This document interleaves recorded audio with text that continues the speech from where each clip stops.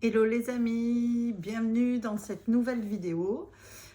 Aujourd'hui, je vais vous parler de la confiance en soi ou l'estime de soi, qui ne sont pas les mêmes choses et souvent on les mélange. Donc l'estime de soi, c'est l'image qu'on a de soi-même, comment on s'aime et on s'estime. Et la confiance en soi, c'est les autres qui nous renvoient un certain degré de confiance. Et du coup, c'est ce qui nous remplit notre jauge de confiance. Donc, c'est pas la même chose. Pourquoi c'est important de travailler son estime de soi? Déjà, alors il y a deux méthodes, hein. On peut travailler sur l'estime de soi quand on est adulte, se regarder dans la glace, se dire qu'on est beau, qu'on est belle, qu'on a des qualités, tout ça. Oui, ça on peut le faire. Mais pour moi, ça n'est pas régler le fond du problème. Pourquoi? Parce que en fait, l'estime de soi se construit avec la relation à la maman, puisque c'est elle qui sécurise l'enfant et le nourrit dans ses tout premiers jours d'existence. Elle a le rôle, et malheureusement des fois c'est un peu compliqué, d'abord le sécuriser et après le nourrir, puisque lui, son objectif, c'est de s'adapter entre guillemets à la maman pour qu'elle le nourrisse et qu'il ne meure pas et qu'il reste. Donc c'est une espèce d'instinct de survie que le bébé a, de faire des mimiques ou d'appeler sa maman. Et des fois, quand les bébés ont quelques jours, on a l'impression qu'ils sourient, mais tout ça, c'est des attitudes instinctives en fait, pour créer du lien avec l'autre, pour qu'il soit nourri et sécurisé. Et donc, l'estime de soi grandit avec l'amour ou le regard bienveillant de la maman. Donc, quid de je suis obligée de retourner travailler, je vais mettre mon bébé à la crèche au bout de 1 mois. Quid de comment ben je suis pas, enfin certains ont vécu des relations ben, où la maman était pas là, était pas dispo, était peut-être un peu débordée émotionnellement ou ben, pas là pour le bébé. Et du coup, ça donne ben, des relations compliquées avec la mère où il y a eu des attentes autres sur l'enfant qui fait que, ou d'autres enfants à côté, qui fait que ben, on peut être entamé dans cette estime de soi dès le départ. Le but, c'est quand même de faire le nécessaire pour réparer ça, pas pour la relation à la mère ou etc. Hein, parce que ça peut, mais c'est pas l'objectif premier. L'objectif premier, c'est vraiment de se dire, cette estime de soi, à quoi elle me sert? Ben, elle vous sert à plein de choses.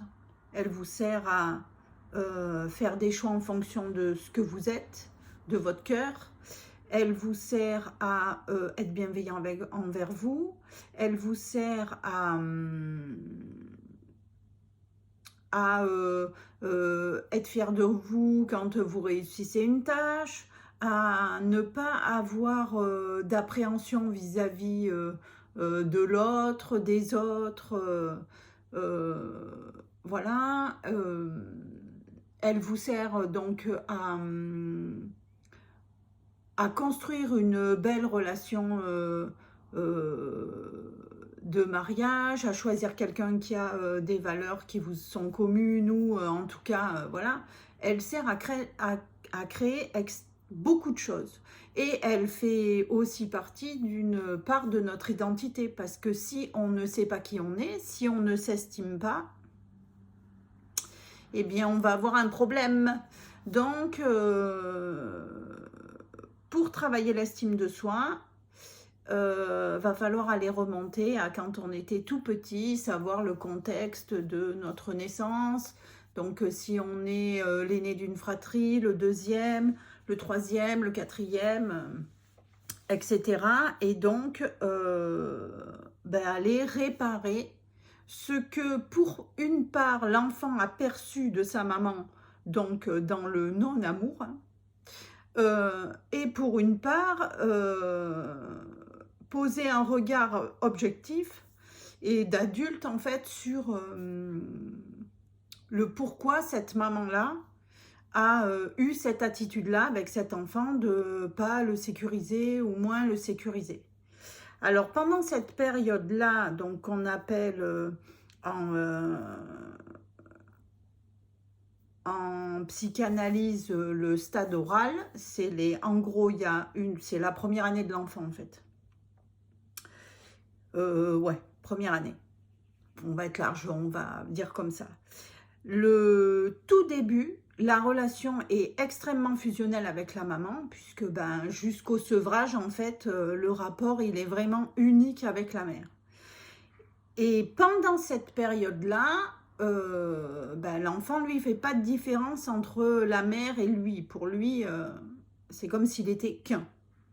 Quand on arrive à la période de sevrage, évidemment, il y a un élément extérieur qui vient entre elle et le bébé, donc qui va être l'attente de l'heure du biberon ou le décalage entre la nourriture et la bouche de l'enfant au travers de la cuillère. Donc ça entame son évolution et la deuxième étape. Quand cette période-là, pour une raison X ou Y, se passe pas bien pour l'enfant, il peut faire des fixations et des régressions. Et on trouve ça dans tous les comportements liés à ce stade-là, c'est-à-dire comportements alimentaires, les addictions, donc la cigarette, l'alcool, les drogues. Donc tout ce qui crée quelque chose au niveau de la satisfaction et de l'autosatisfaction en fait, du principe de mettre à la bouche, donc la succion. Et le type de relation qu'on construit avec les autres, et notamment dans le couple, dans le cercle intime, sont liés en fait à la relation à la mère. Puisque c'est la mère qui permet à l'enfant de rentrer en relation. Et après, le père, lui, arrive dans un second temps et lui est là pour tourner l'enfant vers le monde, vers l'extérieur, vers les autres. Tout ça pour vous dire que en fait, on ne se rend pas compte, des fois on dit oui, j'ai pas trop confiance en moi ou j'ai pas trop d'estime de moi. Alors confiance en moi, on le dit de manière très populaire, mais en fait, il faut aller chercher, enfin, il faut se poser la question de savoir si c'est vraiment la confiance ou si c'est l'estime de soi. Et puis, de vraiment retourner, travailler les liens à nos parents. Parce que quand on arrive, garçon ou fille, ça a un impact. Quand on se colle des attentes de nos parents sur j'ai été attendu comme ou j'ai été un accident, etc. Tout ça, ça a une incidence. Il y a des familles qui sont patriarcales et d'autres qui sont matriarcales. Donc évidemment, selon avec quel sexe on arrive, c'est compliqué.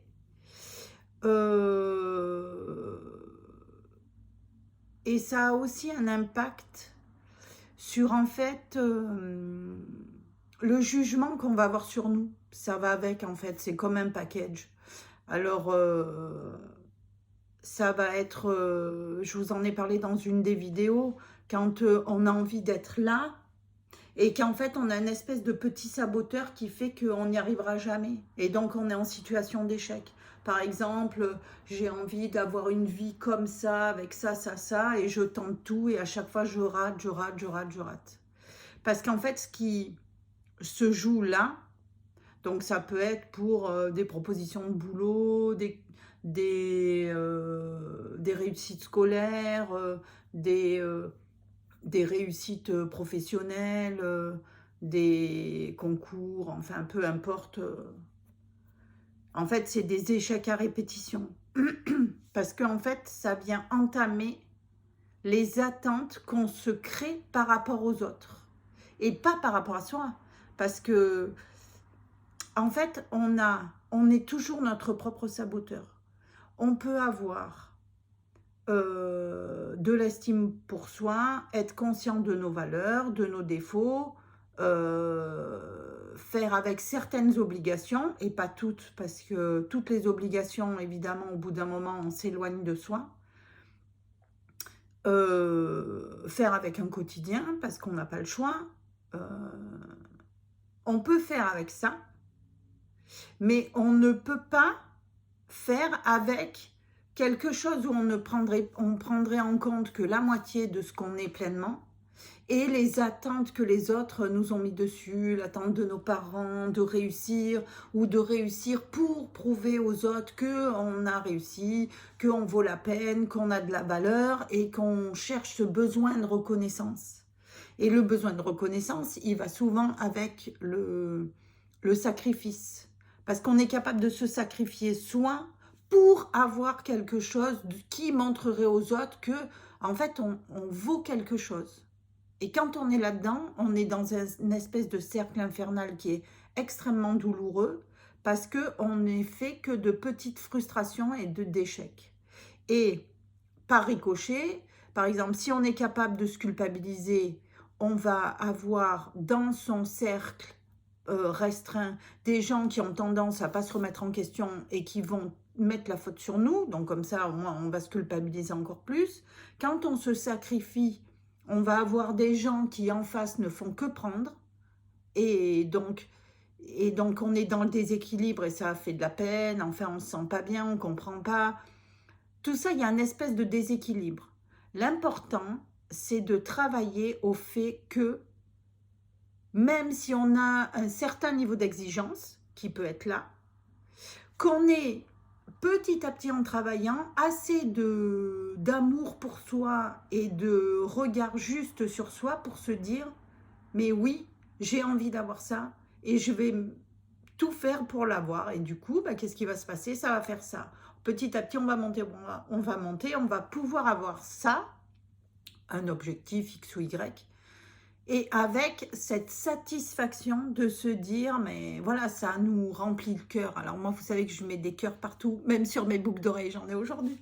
Mais ce que je veux dire, c'est que quand on regarde, l'amour, ça a la plus haute vibration. Mais c'est pas l'amour cuicui les petits oiseaux d'une relation, voilà, à l'autre, on est en mode love, machin, parce que moi, c'est pas du tout, je déteste ça, je suis pas du tout romantique, donc voilà.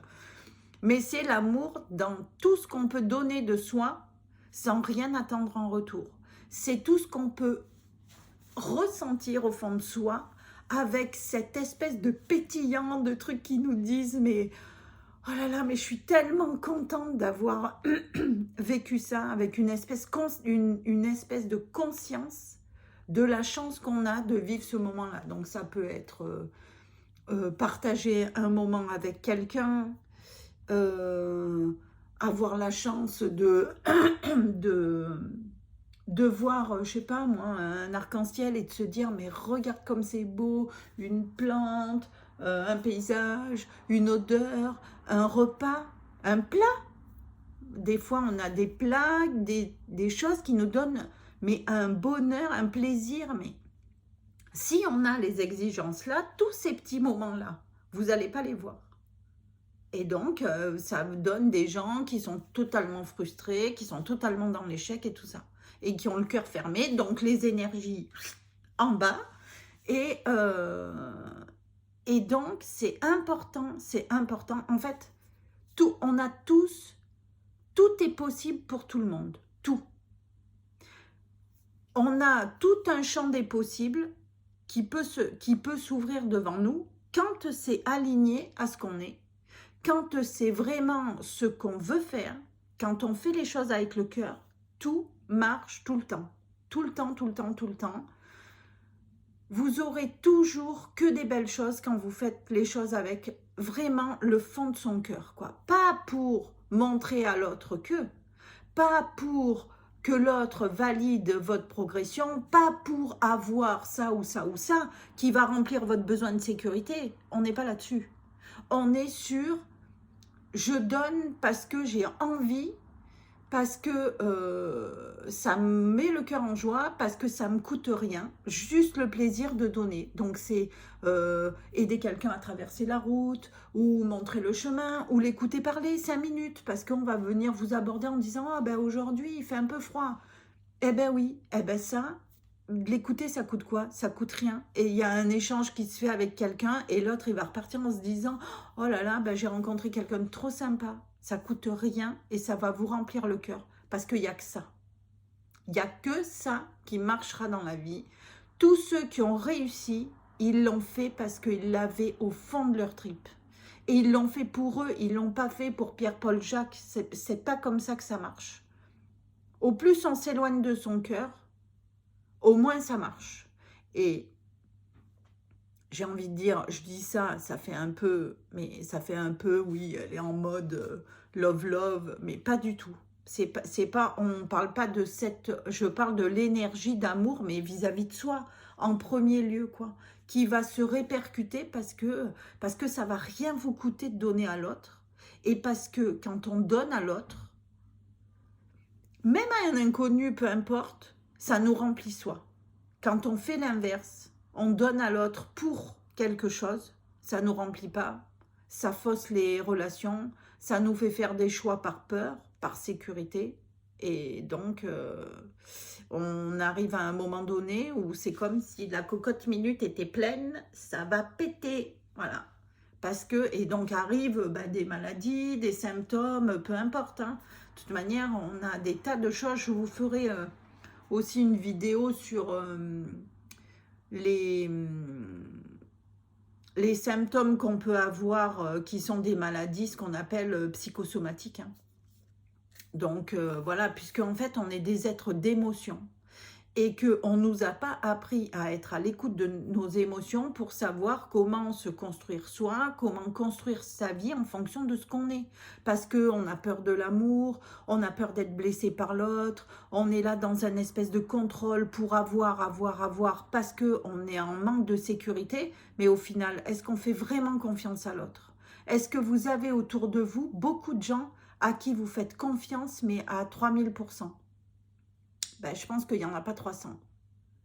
Et on a tous été déçus. Je vous ferai aussi une vidéo sur les blessures, les blessures qui se répètent, comme le rejet, l'abandon, la trahison, l'injustice et l'humiliation, qui sont des blessures qui sont quand même, qu'on retrouve un peu, on en retrouve toujours, on n'en retrouve jamais qu'une en soi, on en retrouve toujours 1, 2, 3, 4. Et où, ouais, généralement, on en a 2, 3 où on ne sait jamais trop. Et ça prend... Il y a des solutions pour les régler. Et puis, c'est important, en fait. C'est important de prendre soin de soi parce que on est sur cette terre que pendant un laps de temps selon, voilà. Et puis, c'est plus chouette d'être bienveillant envers soi, d'avoir des échanges de qualité avec les autres, d'être capable de se parler sans juger, même si on est à l'opposé. On peut très bien fonctionner de manière extrêmement opposée en respectant le point de vue de l'un de l'autre si on sait vraiment l'écouter. Mais pour ça, faut pas qu'il y en ait un qui prenne le dessus sur l'autre, ou faut pas qu'il y ait ce genre de relation parce que c'est pas sain. Et ça blessera tôt ou tard l'autre, quoi. Malheureusement, des fois dans la vie, on est obligé de se séparer des gens qui vont sortir de notre route parce que y avait cette espèce de relation particulière de domination où parfois on peut avoir des mariages qui éclatent parce que l'autre, on se dit mais c'est pas possible, il a trop changé. Mais en fait non, il n'a pas trop changé, c'est juste qu'il avait ce côté-là qui venait remplir chez vous quelque chose et que pour l'avancée dans la vie, les rencontres qu'on peut faire, les discussions, les prises de conscience font qu'à un moment donné, on voit le masque de l'autre tomber et il vaut mieux séparer en fait. C'est comme ça. C'est se sacrifier et s'oublier que de rester dans une relation qui ne vous épanouit pas parce on a tous plein de bonnes choses à donner, à certains degrés, hein, mais je parle des gens qui ont conscience des qualités qu'ils ont, hein. Je ne parle pas des gens manipulateurs ou ce qu'on appelle pervers, dit vocabulaire populaire, pervers narcissique, puisque c'est pas de ce genre de personnes, parce que là, il faut prendre ses jambes à son cou, il faut s'en aller, et il faut travailler sur soi pour justement faire en sorte que le détecteur qu'il a eu de vous capter pour vous utiliser ne soit plus activé chez vous. Donc ça, c'est une blessure aussi. Donc là, je parle pas de cette catégorie-là de pervers qui, pour moi, sont pas des gens qui sont capables de se remettre en question et qui viennent juste, qui ont même pas de relation à l'autre, parce que la relation à l'autre ne les intéresse pas, ils ont une relation à eux, en se servant de l'autre, mais comme si c'était un objet, il n'y a pas d'affect. Mais ça, je vous ferai une vidéo si vous voulez. Enfin, je suis partie dans plein de trucs. Travaillez sur vous, travaillez sur votre lien à votre mère, rentrez en thérapie, vous pouvez me contacter si vous avez envie. J'ai un groupe Facebook qui s'appelle « À la recherche de soi », A majuscule et S majuscule à soi, et une chaîne YouTube qui s'appelle « À la recherche de soi ». Voilà, je vous embrasse. Laissez vos commentaires si vous voulez qu'on fasse un thème de vidéo, si vous voulez qu'on aborde. J'espère qu'on arrivera aux 50 abonnés, quand je pense qu'il y en a qui ont des milliers d'abonnés. Moi, j'en ai 38 et je suis très heureuse, merci beaucoup. Mais quand on arrivera aux 50, en fait, on va pouvoir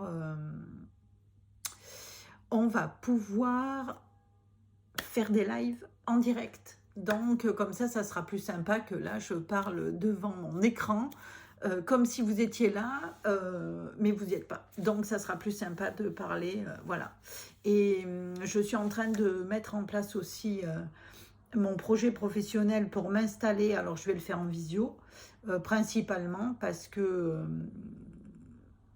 moi, ça ne me dérange pas. Ma première thérapie, je l'ai fait par téléphone et ça a fonctionné parce que ma thérapeute de l'époque était loin.